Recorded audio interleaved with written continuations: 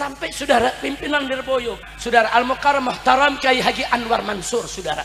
Beliau adalah keturunan yang kesekian daripada pendiri, yaitu Pondok Pesantren Lirboyo, saudara.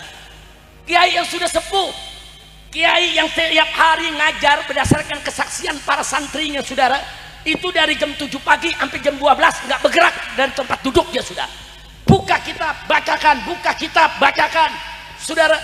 Hanya hal-hal yang sepele. Itu kiai dicaci maki, itu kiai direndahkan. Kurang ajar tidak? Insya Allah, saudara, hati-hati ya.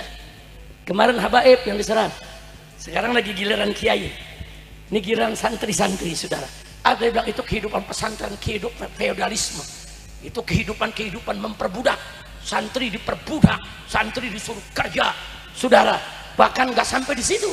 Kejelekan-kejelekan oknum-oknum di pondok-pondok pesantren, berbagai pondok pesantren diangkat. Ada oknum yang memperkosa, ada oknum yang bicara jelek, ada oknum yang berperilaku tidak baik. Itu dijadikan dasar semua pesantren, saudara, dianggap, saudara, tempat sampah kejelekan. Kurang ajar tidak? Kurang ajar. Kabar penting saya mau sampaikan, saudara. Ada pihak-pihak yang ingin memecah belah kita. Saya langsung saja menyatakan ini adalah operasi intelijen hitam. Operasi mereka-mereka yang benci kepada Islam, saudara. Ini bahaya. Kemarin ini target mereka habaib. Hancurkan habaib, fitnah nasabnya, bubarkan pengajiannya, bongkar kuburannya. Di mana-mana, saudara. Dan saya sudah ingatkan dari beberapa bulan yang lalu. Ingat, ini bukan hanya habaib yang akan dimusuhi.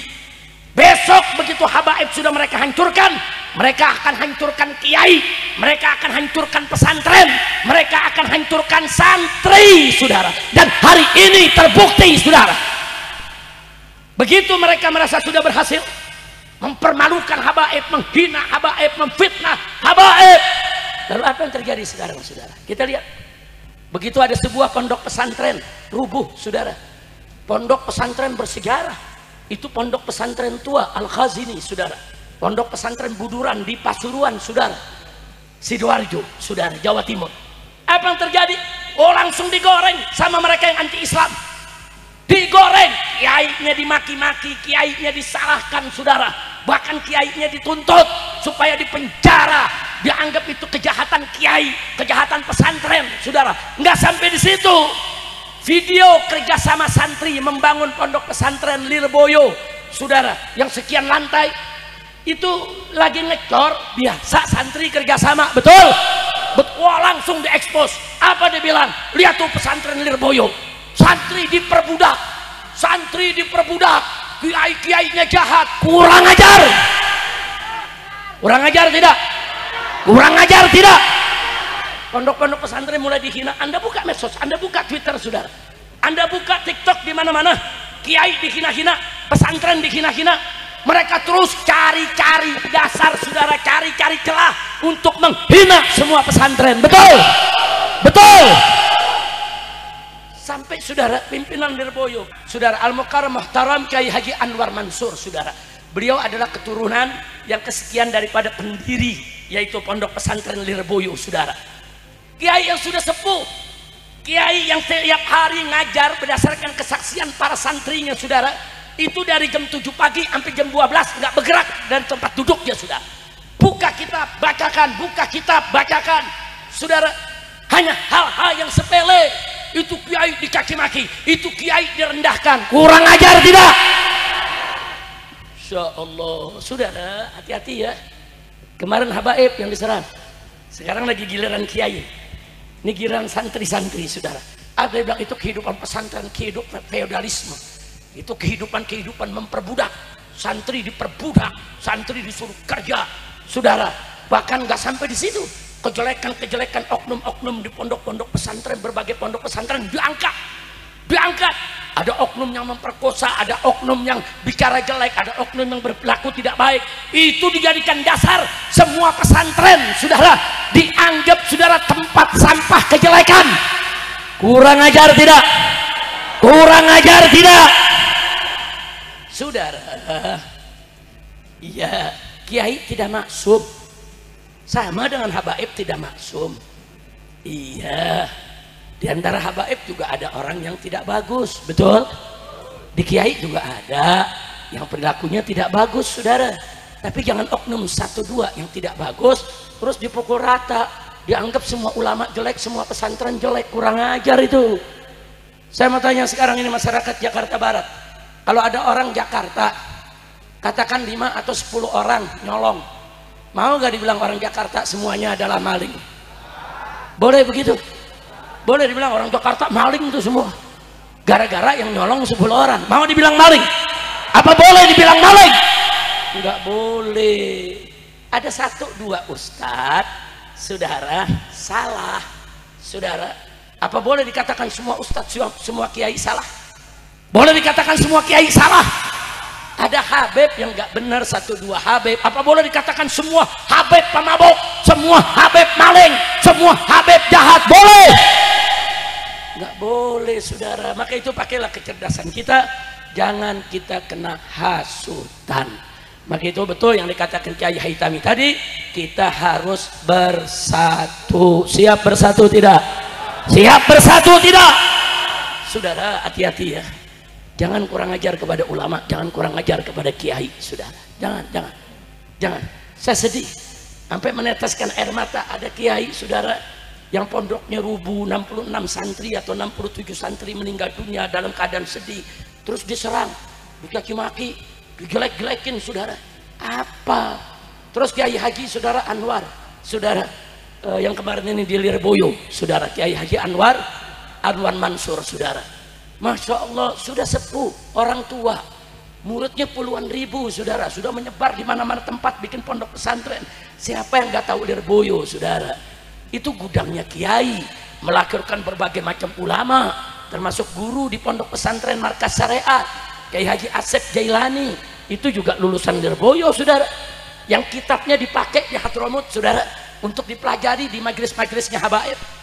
Masya Allah, saudara, ini nggak sembarangan. Hanya gara-gara persoalan kecil, saudara, wah, dihebohkan. Nggak sampai di situ, saudara. Ada tamu datang ngasih duit ke kiai, wah, difoto, langsung dibilang, saudara, ini kiai cuma ngumpulin harta, ini kiai memperkaya diri. Kurang ajar. Saya mau tanya semua yang ada di sini, saudara, tamu ngasih kiai duit, boleh gak? Boleh gak? Halal tidak? Tuh kiai nggak nipu, tuh kiai nggak minta.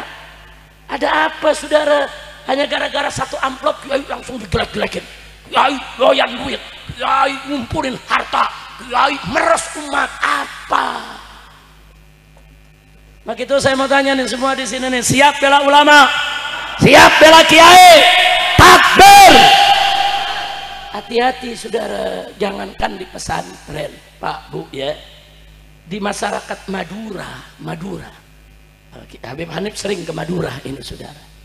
Itu masyarakatnya kalau datang kiai dari daerah, oh kiai datang dari Jawa Tengah, atau kiai datang dari Jakarta, atau Habib yang datang, itu satu kampung ngantri semua, saudara.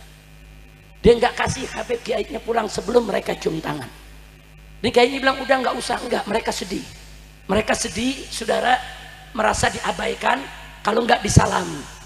Dan Anda tahu setiap salaman itu, setiap salaman dia kepelin duit 1.000 perak, 2.000 perak, 5.000 perak, saudara. Semua, siapa aja, mau kiai kek, mau habib kek, mau ustadz kek, saudara, ada tamu dari luar dia kepelin. Ada istilahnya tuh di Madura. Nah, di Madura tuh ada istilahnya, apa tuh namanya tuh? Ada istilahnya,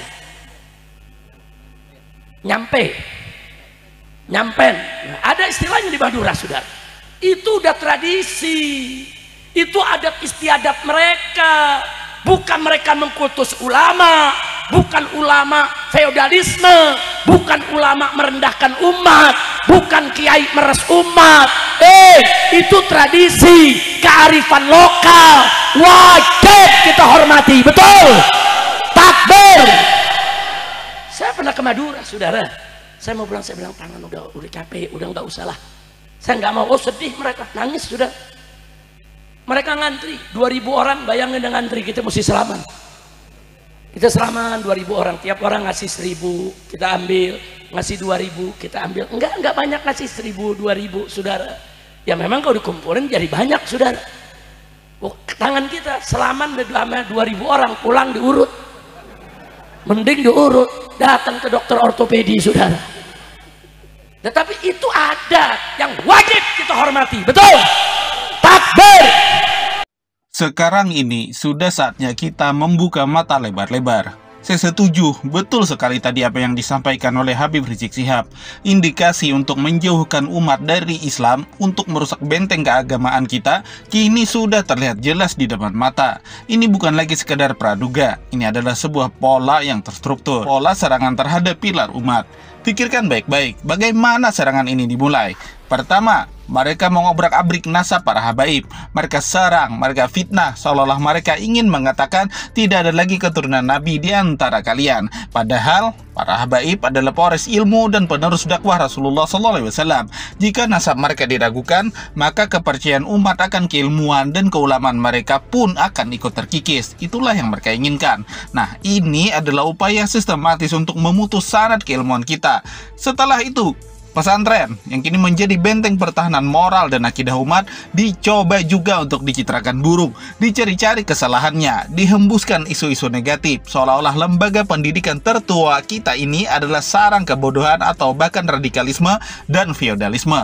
Padahal dari sanalah lahir para ulama, para pejuang, para pemimpin bangsa ini. Hari ini mereka ingin menghancurkan pabrik ulama kita. Dan sekarang para kiai yang ikhlas, yang malah mengabdi membimbing umat, mereka mulai serang juga dengan framing-framing negatif. Mereka yang lurus, mereka yang gigih mempertahankan akhlakul karimah, dicap ini itu, difitnah dengan berbagai tuduhan. Tujuannya apa? Agar umat kehilangan pegangan, kehilangan kepercayaan pada pemimpin agamanya sendiri, agar kita tercerai-berai dan mudah dijatuhkan. Ini sudah bukan lagi kebetulan, ini adalah strategi serangan bertubi-tubi pada 3 pilar utama kita, yaitu habaib, ahlul bait Rasulullah, pesantren, benteng pendidikan kita, dan para kiai pemimpin umat kita di zaman ini. Jika 3 pilar ini runtuh, maka umat Islam dipastikan akan menjadi serpihan tanpa arah. Oleh karena itu, kita tidak boleh tinggal diam.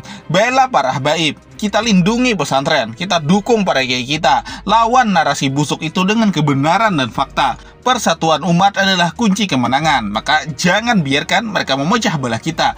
Mari kita kembali pada Al-Quran dan Sunnah dan contoh-contoh para orang tua dan para ulama-ulama kita terdahulu. Dan tunjukkan bahwa umat Islam di Indonesia adalah umat yang cerdas, yang tidak mudah diprovokasi, dan yang selalu siap menjaga kehormatan agama dan ulamanya.